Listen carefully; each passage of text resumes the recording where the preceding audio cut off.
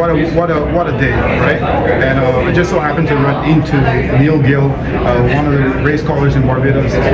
It's just a big surprise to see you guys here with Robert Geller in the booth. What brings you here to Toronto? Well, I'm on vacation this time around. I'm here with my family. We're visiting, and usually I don't get a chance to come to the plate, but this year, I mean, it's the second King's plate, so I just happened to sort my vacation all around this time, planned it around this time, and we are here. We're still hopeful to see the plate. Well, it's interesting you say that because, as you guys can probably see, races have been cancelled. I guess they're putting it up now. Oh, yeah. Unsafe track conditions. Yeah. And I mean, it's a downer because we're all waiting for the King's plate, but I guess the riders' safety first.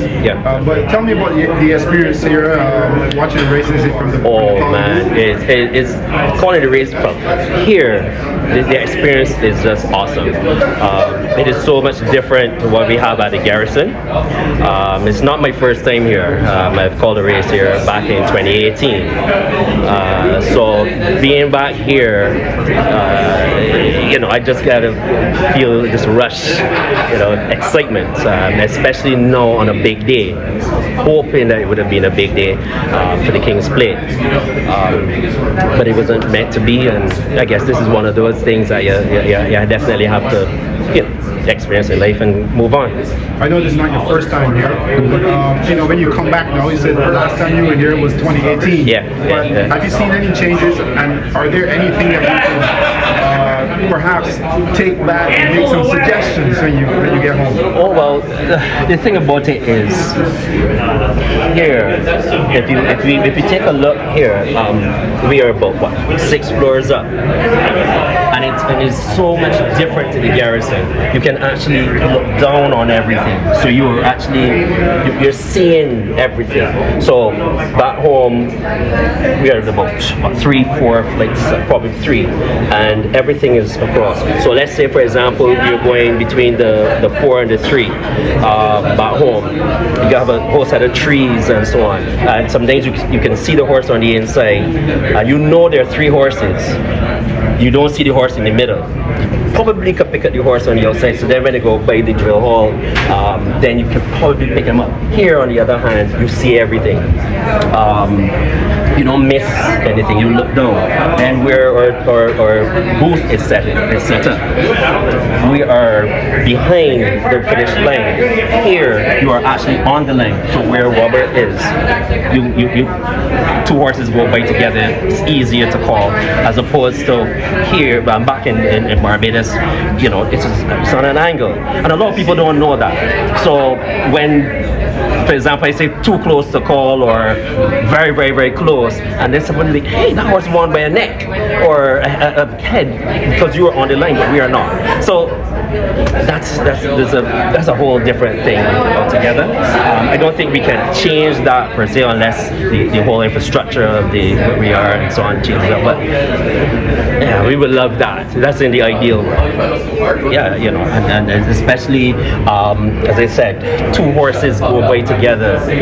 As far as we can see, they're running at us. They go, he's saying 2 horses. I remember, I think one of Dean's calls. I think that was John Bryan and are you talking to me? I think the horses, both of them looked as though they were just dead, and people were like, hey, come on, this horse won, that horse won. But at the end of the day, Dean was bang on. I remember that. I think I think they did that. But it's very difficult. It is difficult to call, and usually my strategy is, and it's on an angle, give the horse on the outside the benefit of the doubt. Yeah, and Lyndon Yard, again, he taught me that one. I've been in, I love horse racing from as long as I can remember. I'm talking about 1979, 80 as a little top, listening to the likes of Mike Goddard and Dave Bernard, getting on the sofa and beating them with the coconut hush and so on. I really enjoy that.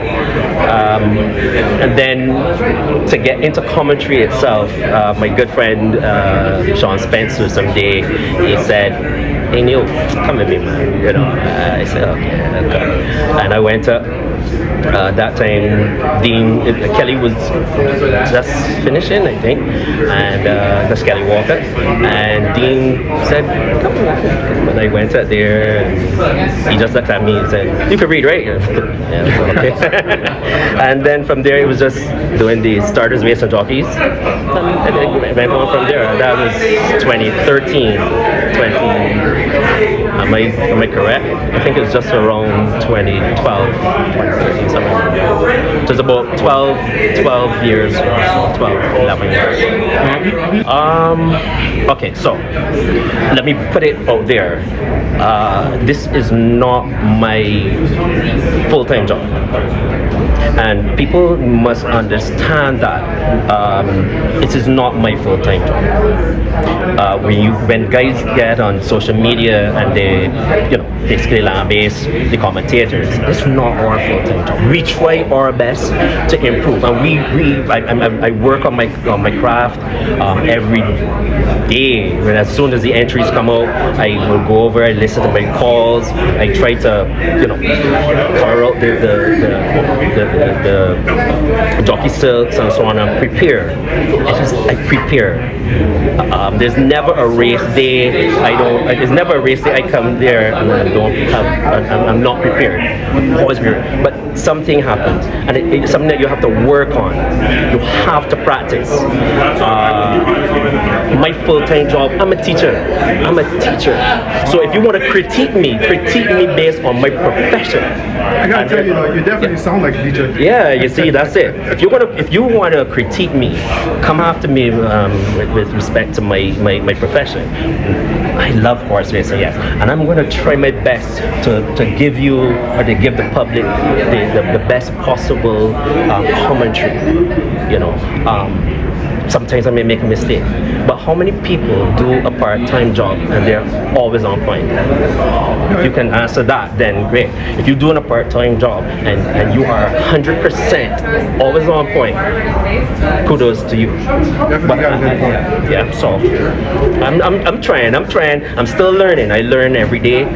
Every time I go there, I practice. I'm trying my best, and it's coming along. It is coming along. It's working. It's everything it's a work in progress. Hey, look, this year was the first time for me since the 80s watching the Gold Cup. It was really awesome. It was really nice. Yes. So I hope to see next year even better, man. And I think the people are doing a really good job, even though people get criticism and so forth. But everyone's doing a good job. I mean, horse racing is back, man. Yes, love it.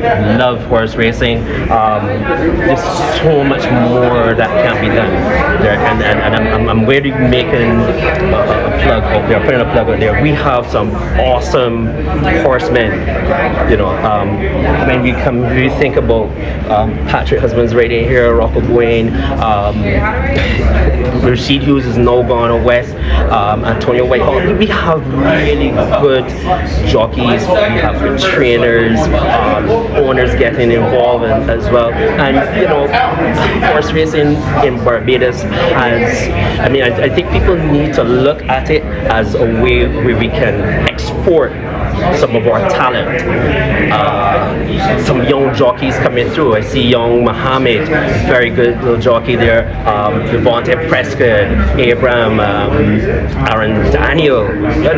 Those guys are coming through.